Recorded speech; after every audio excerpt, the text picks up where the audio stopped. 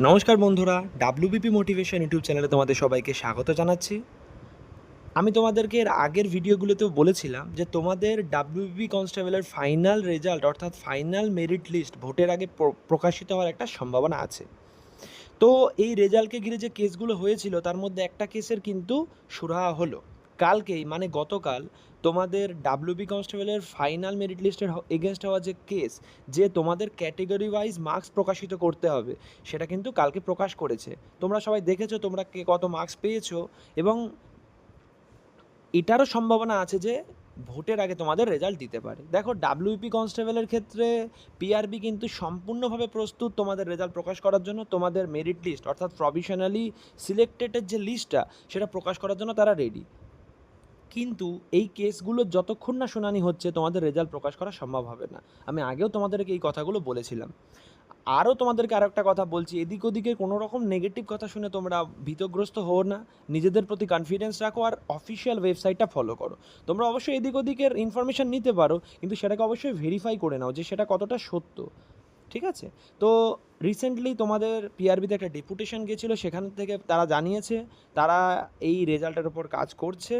তারা হয়তো ভোটের পরে রেজাল্ট প্রকাশ করবে, আর তারা যদি সম্ভব হয় ভোটের আগে রেজাল্ট প্রকাশ করার জন্য তারা কাজ করছে।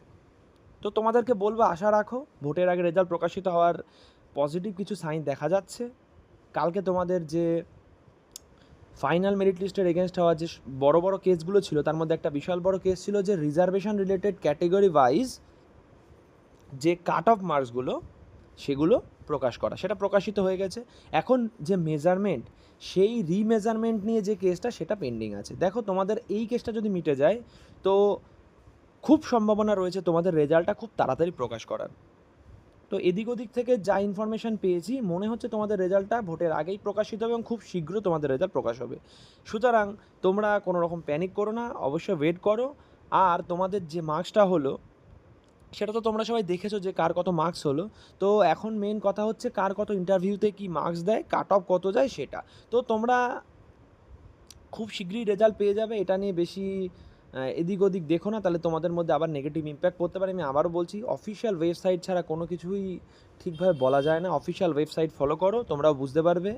পাশাপাশি তোমাদেরকে এটাও জানাবো যে কলকাতা পুলিশের যে কনস্টেবলের পরীক্ষাটা হলো রিসেন্টলি, যার তোমার প্রিলিমসের রেজাল্ট দেওয়ার কথা ছিল, মাঠ হওয়ার কথা ছিল, সেটা কিন্তু এদের এইটার জয়নিংয়ের আগেই হবে।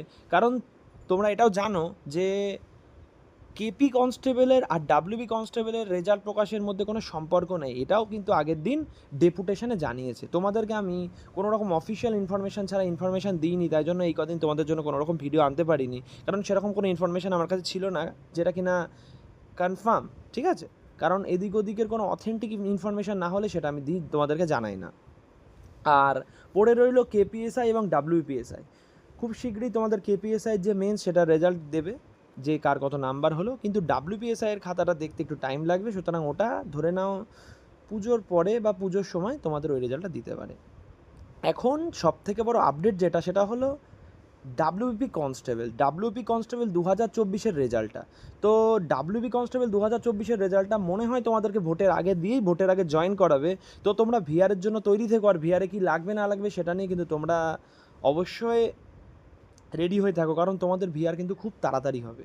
এবং যদি ডাব্লিউবি কনস্টেবলের ফাইনাল রেজাল্ট যেটা ধরে এগোচ্ছে সেটা ধরে এগোয়, তাহলে তোমাদের ভোটের আগে প্রকাশও হবে এবং ভিআরটাও খুব তাড়াতাড়ি হবে। সুতরাং ভিআরের ফর্ম কীভাবে ফিল আপ করতে হবে সেটা নিয়ে তোমাদেরকে আলাদা একটা ভিডিওতে আমি জানিয়ে দেবো যে ভিআরের ফর্ম কী করে ফিল আপ করতে হবে, ভিআরে কী কী ডকুমেন্ট লাগতে পারে, কীভাবে তোমাদের ভিআর প্রক্রিয়াটা সম্পূর্ণ হবে, সেটা নিয়ে তোমাদের একটা সুন্দর ভিডিও আমি দিয়ে দেবো, সেটা তোমরা অবশ্যই দেখে নেবে।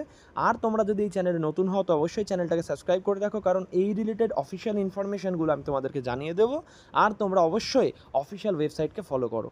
তোমাদেরকে আবারও বলবো, এদিক ওদিক তোমরা বিভ্রান্তিকর যেসব খবরগুলো সেগুলোর প্রতি কান দিও না, তাহলে তোমাদেরই যে পজিটিভ ইম্প্যাক্ট, পজিটিভ যে একটা থিঙ্কিং সেটা নষ্ট হয়ে যাবে। ঠিক আছে? তো আজকের ভিডিও এই পর্যন্ত, আবার দেখা হবে নেক্সট ভিডিওতে।